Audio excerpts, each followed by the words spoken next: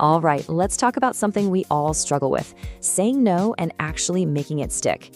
Today, we're breaking down a super simple, but honestly a ridiculously powerful technique for holding your ground. It's called the broken record defense.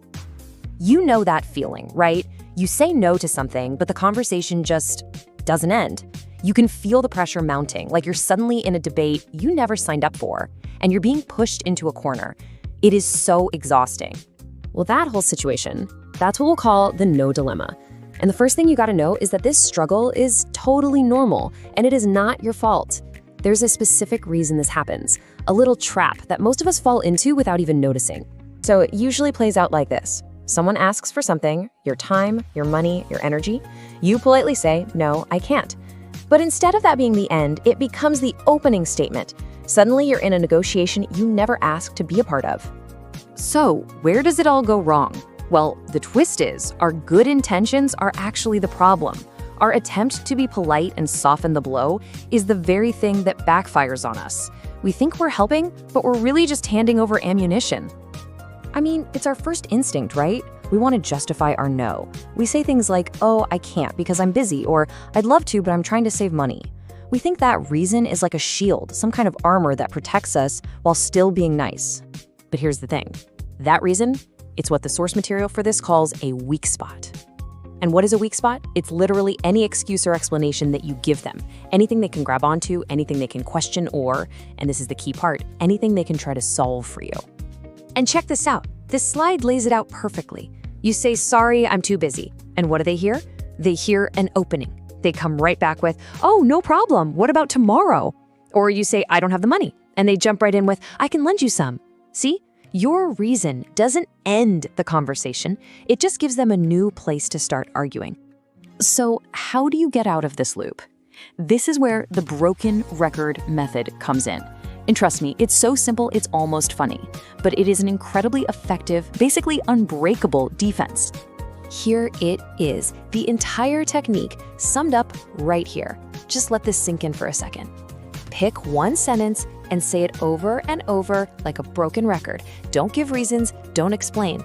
That's it. That is the whole strategy. No fine print. Okay, I know in theory this might sound a little blunt, maybe even rude, but when you see it in action, that's when you really get how brilliant it is. So let's walk through a classic example. So, picture this. A pushy acquaintance, you know the type, we all have one, asks you for a big favor. Something you really can't or maybe just don't want to do. They come up to you all smiles and say, hey, can you help me move this Saturday? And you know this means your entire Saturday is gone. You've got other plans or you just need a day to rest. So this is where you use your prepared broken record sentence. You just say it calmly, clearly, no extra words. Sorry, I can't help. Notice that, no reason, no apology tour, just the fact. Of course, they're probably not going to give up that easy. They'll push back, maybe try to make you feel a little sympathy. Please, I'm desperate, it won't take long. And what do? You don't debate how long it's going to take. You don't get drawn in, you just repeat it. Same calm, neutral tone as before. Sorry, I can't help. And now they might escalate. They pull out the heavy artillery, the guilt trip. Come on, I'd do it for you, don't be a bad friend. This is it. This is the moment most of us cave. But you stay firm. You repeat it one last time. Just as calm as the first time. Sorry, I can't help. And just like that, where can the conversation go? It's over. You gave them nothing, not a single weak spot to grab onto. So if you want to make this work, it all comes down to these 3 simple steps. First, prepare your sentence ahead of time. Something simple, like that won't be possible. Second, you repeat it calmly. The key is to keep emotion out of it. And third, this is the hardest part. You have to disengage. That means you simply refuse to get pulled into debating or defending your decision. So why on earth is this so effective? Well, it's all about some really simple psychology. What you're doing is presenting them with a closed door. It's not a door that's a little bit ajar, inviting them to push their way in.